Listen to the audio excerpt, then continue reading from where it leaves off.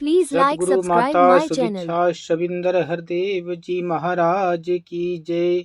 निरंकारी राजमाता गुरु बचन अवतार की जय। बड़े प्यार से कहना धन निरंकार जी। सत्संग जी प्यार से कहना धन निरंकार जी। ये जीवन अनमोल है और इस जीवन से भी अनमोल ये जो सांसें हैं, सांसें ही जीवन है।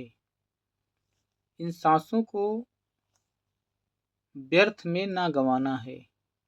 व्यर्थ का कहने का मतलब सांसें तो लेना ही पड़ेगा, पर इन सांसों को ऐसे जगह पे लगाना है जहाँ पे अपना वास्तविक कार्य हो।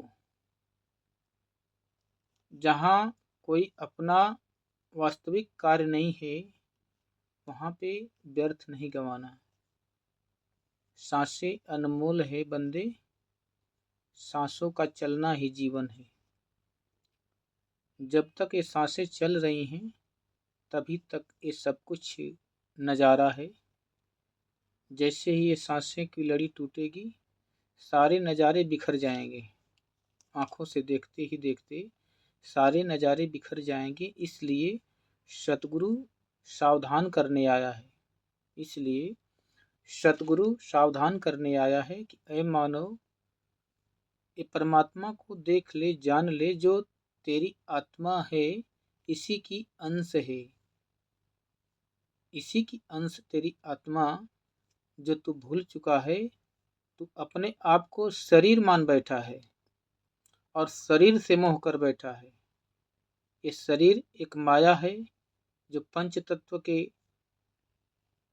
अधीन है। एक न एक दिन मिटेगा, पर आत्मा अजर अमर अविनाशी है, ईश्वर का अंश।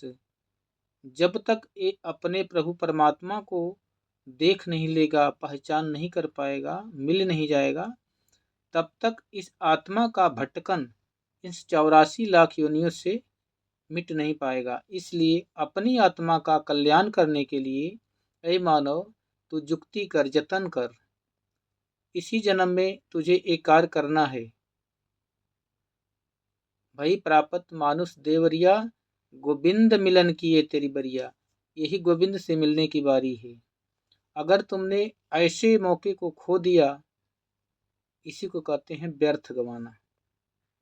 सारे कार्य करो, दुनिया के कार्य भी जरूरी है, पर याद रहे कि किस काम के लिए आए हो। मेन पॉइंट, मेन थीम क्या है जीवन का? कि निद्रा भोजन भोग भय ये सब पुरुष समान, ज्ञान अधिक एक नरन में, ज्ञान बिना पशु जान। अगर ये परमात्मा का ज्ञान नहीं हुआ जीवन में तो ये जीवन पशुओं से भी गया गुजरा बेहतर बताते हैं। सतगुरु का अवतार भी हुआ है। सतगुरु माता सुदीक्षा जी के रूप में आज इस परमात्मा का दर्शन करा रही हैं। इनके दर्शन करने के लिए निरंकारी मिशन के माध्यम से आप अपने आत्मा का कल्याण कर सकते हैं, पर विश्वास अटल होना चाहिए, क्योंकि विश्वास ही सब कुछ है। जहाँ विश्वास है वहाँ मन भी जाता है, जहाँ विश्वास नहीं है मन वहाँ टिक नहीं पाता है। इसलिए कहले हैं कि पहले दर्शन मगरो प्रीति। पहले दर्शन परमात्मा का करो, फिर प्रीत लगाना इससे। बिना दर्शन के प्रीत लगाओगे ना तो इसका नज़ारा नहीं देख पाओगे। और इतना सुंदर परमात्मा को इतना जीवन सुंदर पाके अगर नहीं देख पाए तो धिक्कार है ऐसे मानव तन पर, धिक्कार है ऐसे ज्ञान पर, धिक्कार है ऐसे मंत्र पर, धिक्कार है ऐसे पूजा पाठ पर जो आपको इस परमपिता परमात्मा से ना मिला पाए। दुनिया की दौलत के लिए तप त्याग करना, दुनिया की दौलत तो मिलती रहेगी, श्रम से मिल जाएगी, मेहनत से मिल जाएगी, पर परमात्मा का मोल प्रेम से है, दौलत से नहीं। दौलत से दुनिया की वस्तुएं खरीदी जा सकती है, परमात्मा नहीं। परमात्मा प्रेम का भूखा है, जिन प्रेम कियो तिन्हि प्रभु पायो। इस परमात्मा को पाने के लिए इंसानियत वाला प्रेम, धर्म वाला प्रेम, प्यार वाला, नम्रता वाला, सहनशीलता वाला प्रेम करना पड़ता है।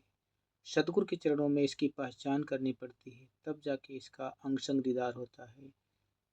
ये परमात्मा हरि व्यापक सर्वत्र समाना, प्रेम से प्रकट होई मैं जाना। ये परमात्मा हर जगह विराजमान है। इसे खोजने कहीं जंगल झाड़ी नहीं जाना है, तीर्थ व्रत नहीं जाना है। सतगुरु कहते हैं कि जब तप से ना जाना जाए, कर्म धर्म से कोसों दूर। कहे अवतार मिले जब सतगुरु तब ईश्वर का दिखे नूर। सतगुरु के मिलते ही परमात्मा का दर्शन हो जाएगा, इसमें कोई संशय नहीं है।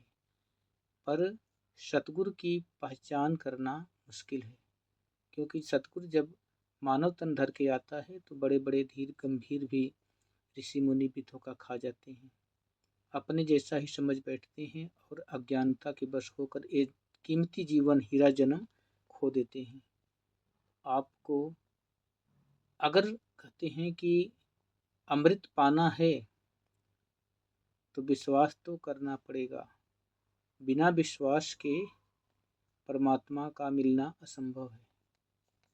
अगर आवाज़ लगाई जा रही है तो एक बार प्रयास तो करना पड़ेगा, इसमें कोई नुकसान नहीं है, ना ही कोई धन खर्च है। बस मन को अर्पित करना है, तन मन को अर्पित करना है, धन का खर्च नहीं है। मन को समर्पण कर देना है सतगुरु के चरणों में और काम संभव हो पाएगा। प्यार से कहना, धन्य निरंकार जी।